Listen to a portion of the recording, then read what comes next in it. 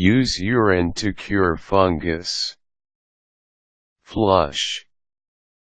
And down, hopefully, goes the liquid waste we produce on a daily basis, hopefully. Right down the chute. But is it really waste, or should we regard urine more favorably after all?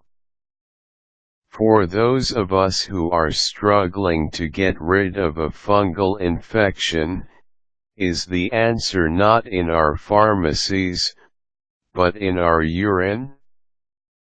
Are we looking for fungal relief in all the wrong places? How cool would it be if urine, available free of charge, could do the job of an over-the-counter or even prescription antifungal drug?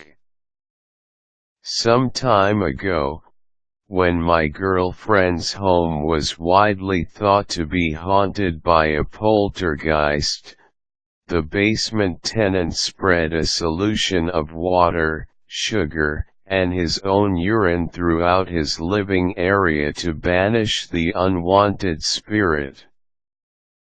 And it apparently worked. So to all the naysayers out there who say, well, nay, I say, yeah, if urine can remove ghosts, it is possible that urine can remove fungus.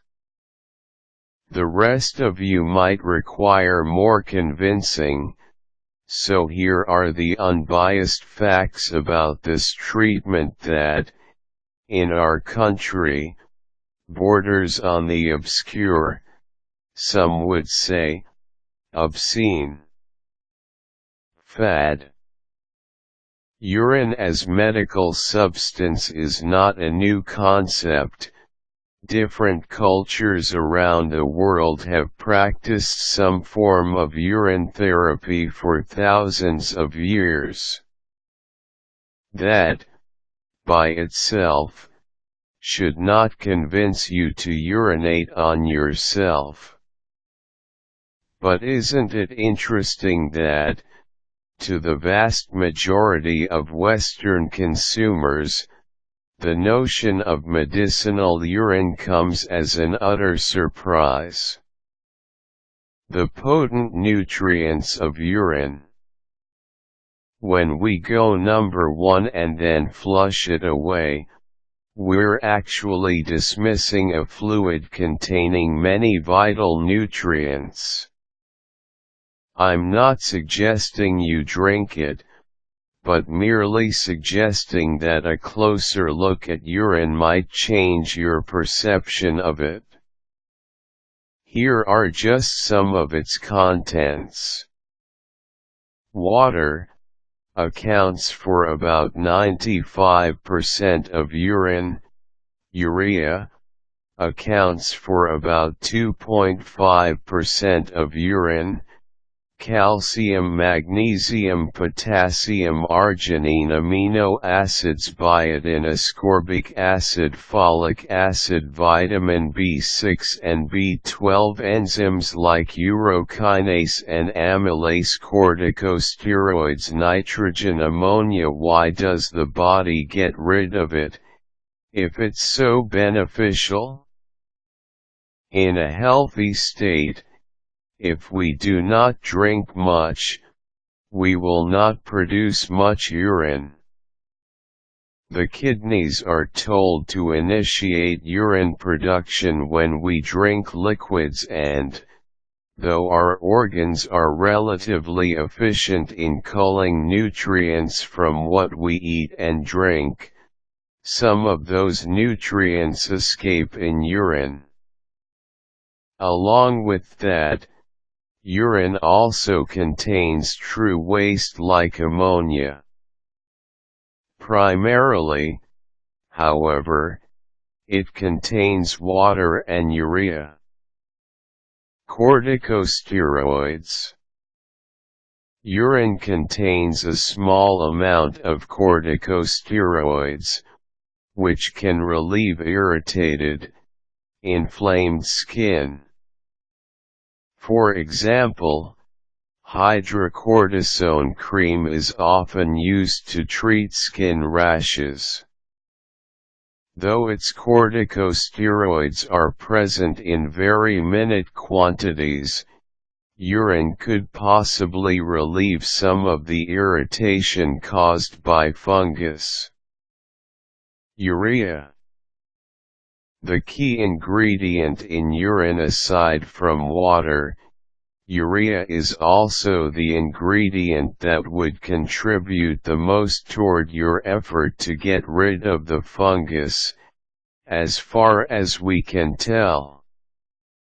In fact, urea is an ingredient in many antifungal medications, though not listed as an active ingredient. Do the pharmaceutical companies want to keep a lid on the truth about urea? Possibly, but limitations. It's also possible that urea is considered an inactive ingredient because it doesn't fight the fungus as much as it softens the tissue so as to allow the true antifungal component to penetrate to the source of the infection. That's not the only potential limitation of urine as a treatment for fungus. The positive behavior of urea has been demonstrated when urea reaches concentrations much higher than the 2.5% found in urine. Urine might be too diluted a source of urea to provide any benefit in your treatment of fungus. Various advocates of urine therapy, many of them doctors, claim that urine could help treat diseases ranging from cancer to HIV/AIDS, tuberculosis, diphtheria, heart disease, malaria, bronchitis, and the common cold, just to name a few. Unfortunately, there is a lack of appropriate scientific evidence to back up these claims. Dangers. Therapeutic urine is used not just externally, but also sometimes internally. I won't get into the debate about whether internal urine therapy can be harmful. That's an entirely separate subject from external use of your urine to cure fungus. Urine does contain waste products like ammonia in small amounts. These substances will not harm your skin whatsoever. In fact, in a pinch, urine has been known to clean wounds. Though the medical community hasn't declared urine to be a good treatment for fungus, urine does seem to have antibacterial and antiviral properties and can't hurt your skin. Suggestions. Given that urine won't hurt your skin, and given the possibility that, at least, the urine might soften the infected tissue, enhancing the effect of topical antifungal medication, you stand to lose nothing by trying urine on your fungus prior to using your customary antifungal medication. Since prolonged exposure to urea seems to have a stronger effect, you might see better results if you soak the fungal infection in urine, if possible, or apply a compress. It is amusing to imagine a bunch of fungal athletes urinating on themselves, but should you urinate on yourself? What you do in the privacy of your own home is your business.